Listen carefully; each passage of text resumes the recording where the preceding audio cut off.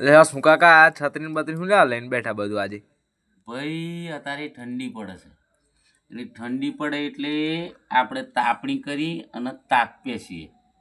પણ કેવું કે અંબાલાલ કાકાની પાછી આગાહી થાય અને એમ કહી દો ઘડીકમાં કે ભાઈ મહીસાગર જિલ્લામાં ગુજરાતમાં મહીસાગર જિલ્લામાં વાતાવરણમાં આવ્યો પલટો, માવઠું થવાની શક્યતા. તો આ છત્રી હંગાતી હોય તો આપણે તાપણીએ ના ઓલવાય અને આપણે પલળીએ ના, એટલે આપણે છત્રી રાશી ગમ પડ્યો. તા પાછું ચડ્ડો હું લા પહેરી મિલા ચડ્ડો ને પાછો રાખ્યો પંખો.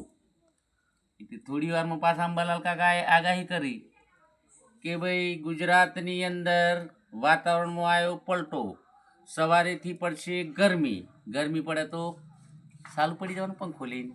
ગમ પડ્યો. એટલે આ બધું રાખ્યું, એટલે બધું હંગાથી રાખવું પડે. અત્યારે અંબાલાલ કાકો અડધી રાતે આગાહી કરે શું કરવાનું? ગમ પડ્યો.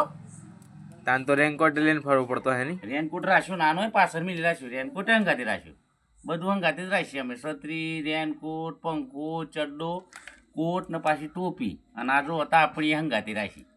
બધું હંગાથી જ રાખવાનું અત્યારે. એટલે તમને કહું કે તમે બધું હંગાથી લઈને ફરજો, બરાબર? હા, ભૂલ ના થાય. હા.